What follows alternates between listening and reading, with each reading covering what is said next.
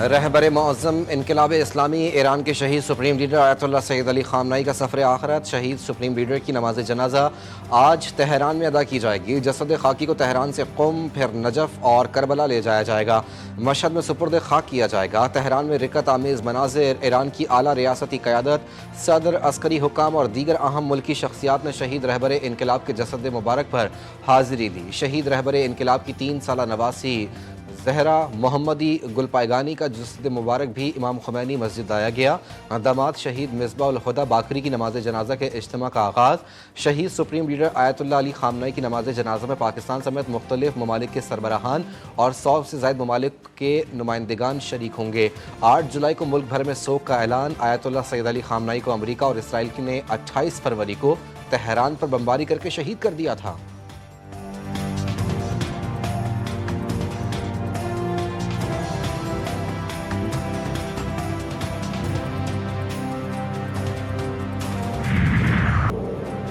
Tehran کی امام Khomeini مسجد میں شہید سپریم لیڈر کا تعزیتی اجتماع۔ وزیر اعظم شہباز شریف اور فیلڈ مارشل سید عاصم منیر کی شہید آیت اللہ سید علی خامنہئی کی تجہیز و تکفین میں شرکت۔ فاتحہ خوانی کی، شہید ایرانی سپریم لیڈر کو خراج عقیدت پیش کیا۔ ایرانی قیادت سے تعزیت کی۔ اسحاق ڈار، بلاول بھٹو، محسن نقوی، عطا تارڑ، مراد علی شاہ اور دیگر ارکان بھی پاکستانی وفد میں شامل تھے۔ چیئرمین سینٹ یوسف رضا گیلانی، گورنر فیصل کریم کنڈی نے بھی شرکت کی۔ ایرانی وزیر خارجہ اور اسپیکر باقر کالباف نے وفد کا استقبال کیا۔ فیلڈ مارشل سید عاصم منیر کی ایرانی وزیر خارجہ سے تہران میں ملاقات۔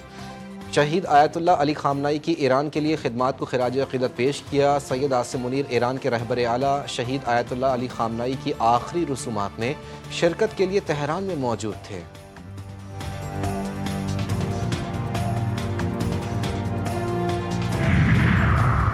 پاکستان اور ایران کی محبت دو طرفہ ہے۔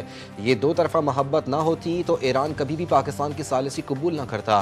ترجمان ایرانی وزارت خارجہ اسماعیل بقائی نے کہا، ایرانی پاکستان کے کردار پر پاکستانی حکومت و ملت کا شکریہ ادا کرتے ہیں۔ پاکستان اور ایران کی محبت ہمیشہ باقی رہے گی۔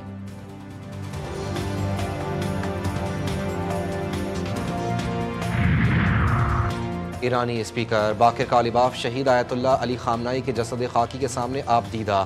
ایرانی صدر مسعود پزشکیان، عباس عراقچی اور دیگر اعلیٰ سرکاری شخصیات بھی موجود تھیں۔ محمد باقر کالباف اپنے جذبات پر قابو نہ رکھ سکے اور اشک بار ہو گئے۔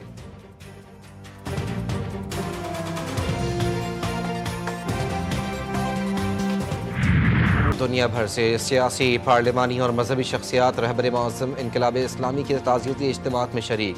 پاکستان سے بھی جید علماء کرام کا اعلیٰ سطح وفد آخری رسومات میں شرکت کے لیے تہران میں موجود۔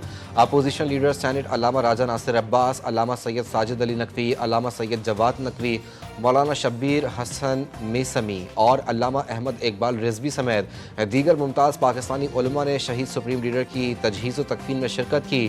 عالمی وفود کا ایرانی قیادت سے تعزیت کا اظہار، سعودی عرب کے وفد کی بھی شرکت۔ نائب وزیر خارجہ کا شہید سپریم لیڈر کو خراج عقیدت۔ چین کی نیشنل پیپلز کانگریس کے نائب صدر نے باقر کالباف سے ملاقات کی، شہید رہبر انقلاب کو خراج عقیدت پیش کیا۔ Spain, Brazil, Argentina, Colombia, Ecuador, Bolivia اور نکاراگوا سے دانشور، ثقافتی اور میڈیا شخصیات کے وفود بھی تہران پہنچے۔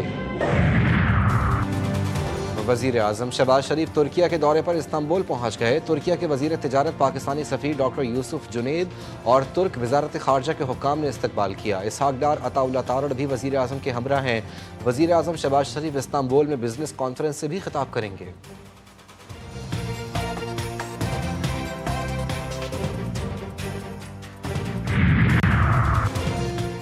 امریکی صدر ڈونلڈ ٹرمپ اور اسرائیلی وزیر اعظم کے درمیان اہم ٹیلی فونک رابطہ۔ دونوں رہنماؤں کا 2 طرفہ تعلقات، مشرق وسطیٰ کی تازہ صورتحال اور خطے میں جاری پیش رفت پر تبادلہ خیال۔ برطانوی خبر ایجنسی کے مطابق نیتن یاہو اور ٹرمپ نے آئندہ دنوں میں امریکہ میں ملاقات کرنے پر اتفاق کیا۔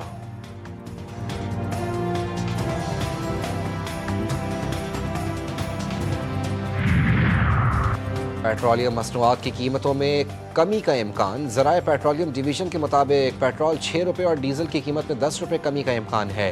قیمتوں میں کمی کا نوٹیفیکیشن آج جاری کیا جائے گا۔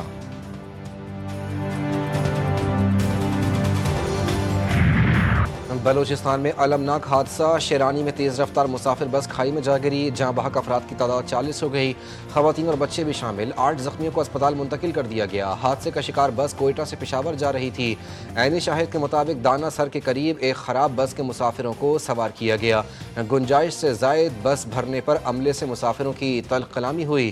جھگڑے کے دوران متاثرہ بس کھائی میں جا گری۔ صدر مملکت وزیر اعظم اور وزیر اعلیٰ بلوچستان کا بس حادثے پر افسوس کا اظہار۔ وزیر اعلیٰ سرفراز بگٹی نے واقعے کی مکمل تحقیقات کا حکم دے دیا۔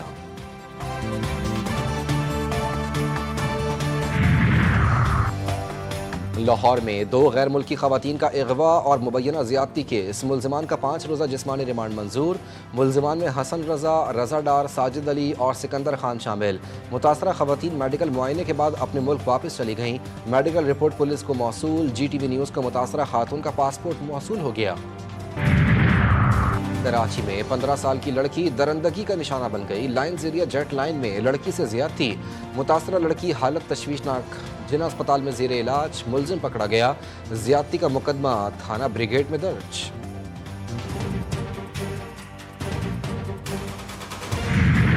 زیادتی کے ملزمان کو عبرت کا نشان بنائیں گے، جب تک زیادتی کے ملزم گرفتار نہیں ہو جاتے چین سے نہیں بیٹھوں گی۔ دور بیٹھ کر بھاشن دینا اور باتیں کرنا بہت آسان ہے، وزیر اعلیٰ پنجاب مریم نواز کا پیغام امن کمیٹی کے اراکین سے خطاب۔ کہا، معاشرے میں موجود تخریب کار عناصر کا خاتمہ ہماری اولین ترجیح ہے۔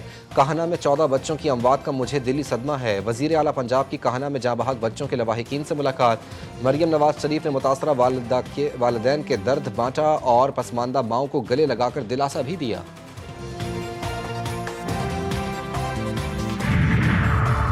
امریکہ ایران جنگ کے خاتمے سے ایران کے ساتھ تعلقات کا فائدہ ملکی معیشت کو ملے گا۔ وزیر خزانہ محمد اورنگزیب کہتے ہیں، ایران جنگ کی وجہ سے پالیسی ریٹ میں معمولی اضافہ ہوا، برآمد کنندگان کو ہر ممکن سہولتیں فراہم کی جا رہی ہیں۔ اگلے بجٹ کے لیے ابھی سے تاجروں کی تجاویز پر کام شروع کریں گے۔ تاجروں کے مسائل حل کرنے کے لیے کام کر رہے ہیں۔ حکومت تاجر برادری کے مسائل حل کرنے کے لیے سنجیدہ ہے۔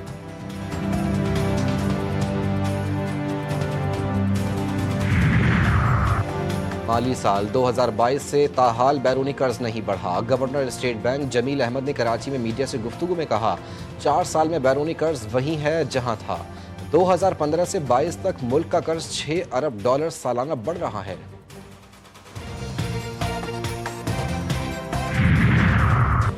سوات میں گھر کی چھتوں پر صندوق سے 2 کمسن بھائیوں کی لاشیں ملیں۔ پولیس کے مطابق 5 سالہ عبد الرشید اور 6 سالہ ملک احمد خان 3 روز سے لاپتہ تھے۔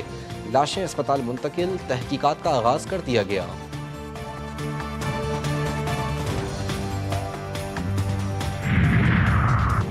پشاور جوڈیشل کمپلیکس احاطہ عدالت میں مخالف فریق کی خاتون وکیل پر تشدد، C C T V footage G T V news نے حاصل کر لی۔ واقعہ 23 جون کو پیش آیا۔ پولیس نے مقدمہ درج کر لیا۔ مقدمے کے متن کے مطابق مخالف فریق نے کمرہ عدالت میں بدتمیزی کی۔ عدالت نے مخالف فریق کو کمرہ عدالت سے نکال دیا۔ مخالف فریق عبد الصادق نے خاتون وکیل کے کمرہ عدالت سے نکلتے ہی حملہ کر دیا۔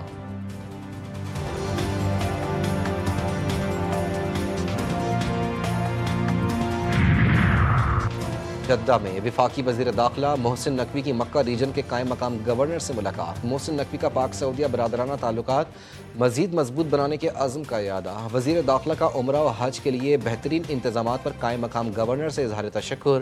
قائم مقام گورنر کا پاکستان کے ساتھ تعلقات کو انتہائی اہمیت دینے اور تعاون کا اعادہ۔ پی سی بی اور سعودی عرب کرکٹ فیڈریشن کے معاہدے کو خوشائن قرار دیا۔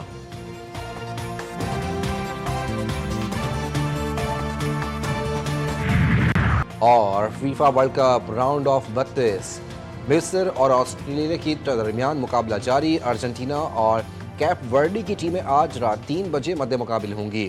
سوئٹزرلینڈ نے الجیریا کو 2-0 سے ہرا دیا۔ پورتگال سنسنی خیز مقابلے کے بعد کروشیا کو 2-1 سے شکست دے کر اگلے مرحلے میں کوالیفائی کر گیا۔